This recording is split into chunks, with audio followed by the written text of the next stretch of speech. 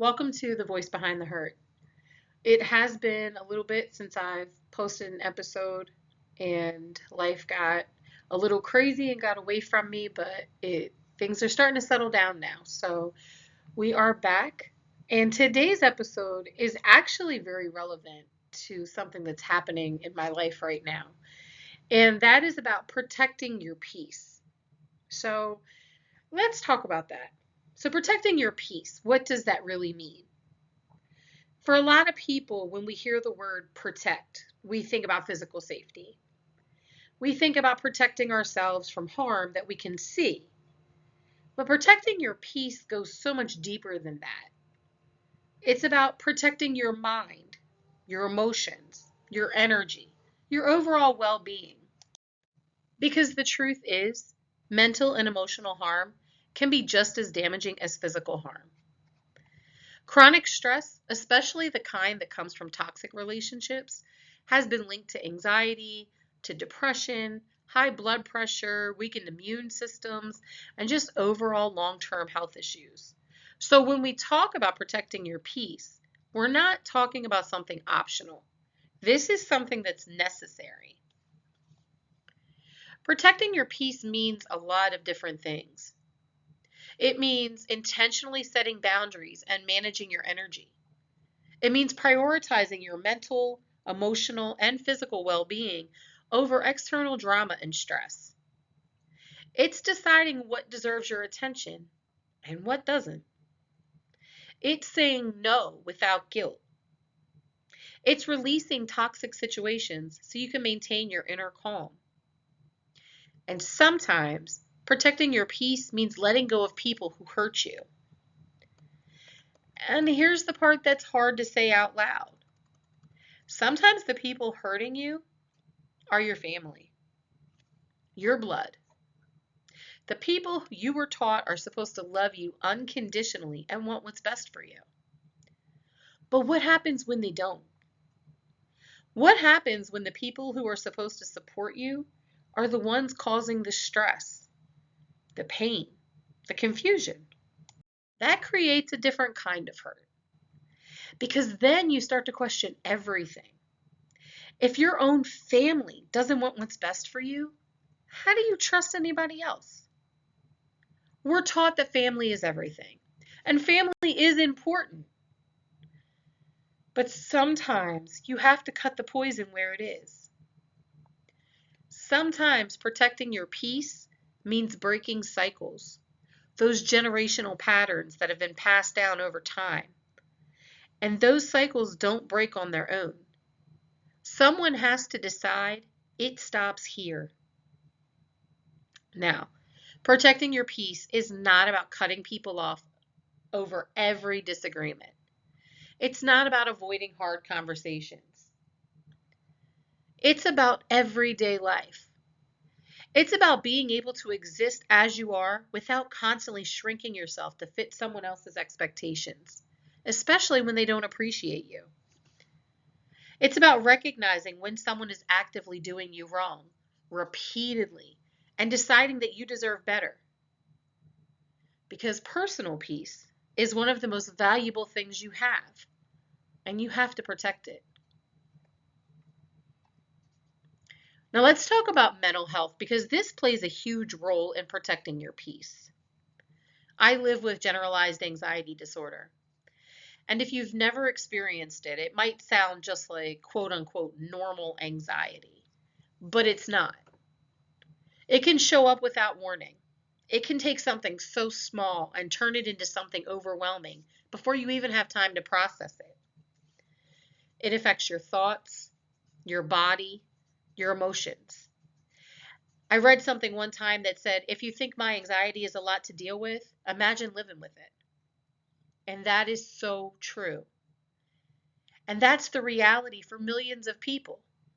So when you're dealing with something like anxiety or depression or trauma or any other condition, protecting your peace becomes even more important and at times even more difficult.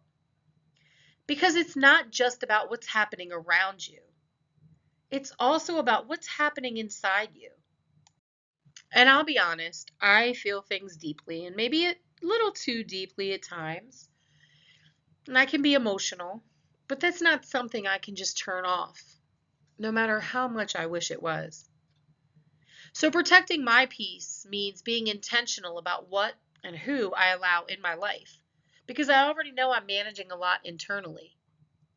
And if you're dealing with something similar, I want you to hear this. Your peace is not a luxury, it's essential. Now let's get back to relationships, especially family, because I want to make something very clear. Family is important. It really is. We're raised to believe our family will love us no matter what, that they'll always be there for us. And sometimes that's true, but sometimes it can be more difficult. I come from a large family on my mom's side and a slightly smaller one on my dad's. And growing up, like a lot of families, we had our favorites, our favorite cousins, our favorite aunts, our favorite uncles, and whether we want to admit it or not, it is a real thing. And when I look back at those relationships now, I see how much they've changed. Some family members I've grown closer to as I've gotten older, others I've drifted apart. And that's just life.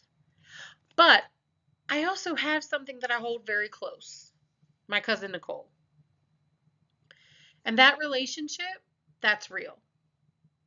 That's one of those relationships I wish everyone could experience. We don't talk all the time. We don't always know everything that's going on in each other's lives. But when it matters, when life gets hard, when the chips are down, we show up for each other. No questions asked. I would do anything for her and her kids, and I know she would do the same for me, and she has. That's what a safe, healthy relationship looks like. And that's the difference. Because not all family relationships are the same. And protecting your peace means recognizing that. There's a saying that people come into your life for a reason, a season, or a lifetime. And I believe that. Some people are here to teach you something. Some people are here for a moment in your life. And some people, they stay. But protecting your peace means understanding which is which and who is who, and being honest with yourself about it. Now let's talk about how to actually do this. How do we protect our peace in real life? It starts with boundaries. And boundaries don't have to be harsh. You can be direct and kind at the same time. You can say, I need to take a break from this conversation. I'm going to step away and recharge. You can use I statements. I feel overwhelmed when. I need some quiet time. And understand this. No is a complete sentence. You don't need to over-explain. You don't need to apologize for protecting your energy. We can also set boundaries early and be consistent and hold those boundaries with everyone, your family, your friends, your coworkers. And if things get intense, just pause. Say, I need a moment. That's not weakness. That's strength. You can also protect your peace in practical ways. Turn off your notifications or step away from constant scrolling on your phone. Schedule some time to recharge, and even if that means doing nothing, that's okay. Know your limits and respect them. Because protecting your peace isn't about avoiding life. It's about being able to live it in a healthy way. And then there's letting go, one of the hardest parts. Letting go of the past, of situations, of people who live in your head long after they're gone. And that's not easy. Sometimes I wish I could just turn it off. Just say, that happened, I'm done with that. But it doesn't always work like that. Sometimes it takes time. Because pain lingers, but holding on to it, it weighs on you. So letting go isn't about saying what happened was okay. It's about freeing yourself from carrying it. And if you're struggling right now, if you feel like no one understands, like no one is there, I want you to know you're not alone. I know what it feels like to be in a dark place. I know what it feels like to feel like nobody cares. I know what it feels like to think the world might be better without you, but it's not true. You matter. Your life matters. And sometimes all it takes is one person to remind you of that. I had someone do that for me. Someone who built me up without even knowing what I was going through. And eventually I believed them. I believed that there was still a reason I was here, that my story wasn't over, and yours isn't either. It's about finding your peace. When I think about peace, I think about my grandmother, because that's where my peace lived. With her, I felt safe. I felt protected. I felt calm. I felt loved. And even though she's not here anymore, that feeling is something I carry with me. And that's what I want for everyone, to find what peace feels like in your life. So take a moment, look at your relationships. Ask yourself, who supports me? Who drains me? Who hurts me? Because protecting your peace means being honest about that. And yes, sometimes people will take advantage of you if you allow them. But hear this clearly.